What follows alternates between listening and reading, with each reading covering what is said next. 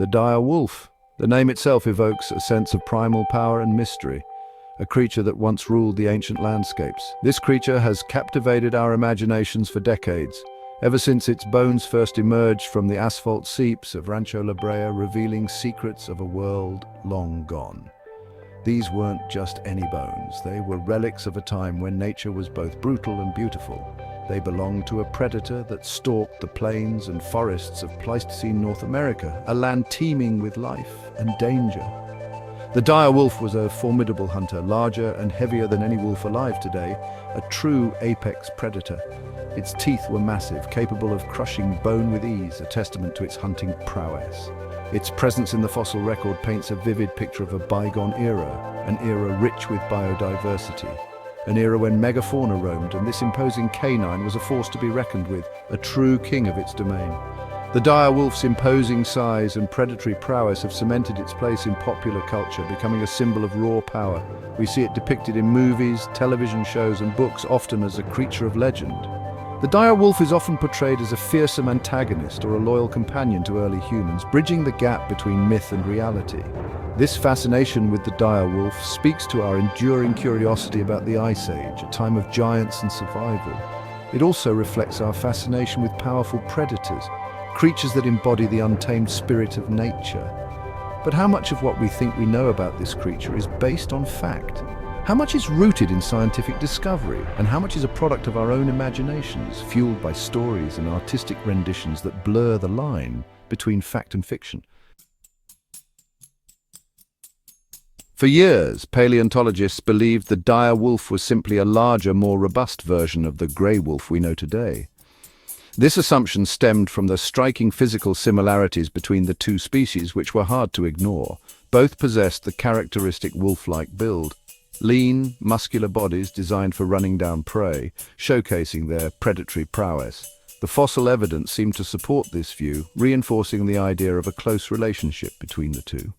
Dire wolf remains are often found alongside those of grey wolves, further blurring the lines between the species. This suggests the two species shared similar habitats and prey preferences, coexisting in the same ecosystems. The abundance of dire wolf fossils at sites like Rancho La Brea further solidified their image as the grey wolf's larger cousin, thriving in the same regions. The tar pits, natural asphalt seeps that trapped and preserved countless Ice Age animals, have yielded the remains of thousands of dire wolves, providing a treasure trove of information.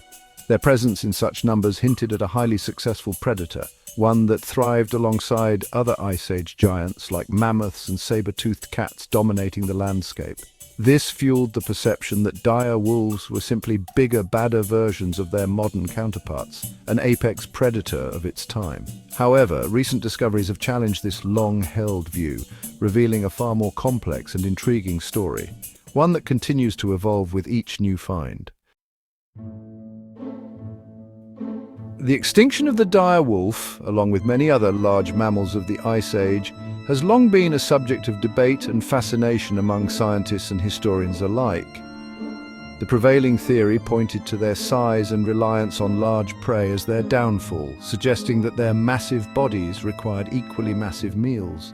As the glaciers retreated and the climate warmed, the megafauna that dire wolves depended on began to disappear, leading to a dramatic shift in the ecosystem. Mammoths, mastodons, and giant sloths vanished from the landscape, leaving a void that the dire wolves struggled to fill. Without their primary food source, it was thought that dire wolves were unable to adapt to the changing environment and ultimately succumbed to extinction.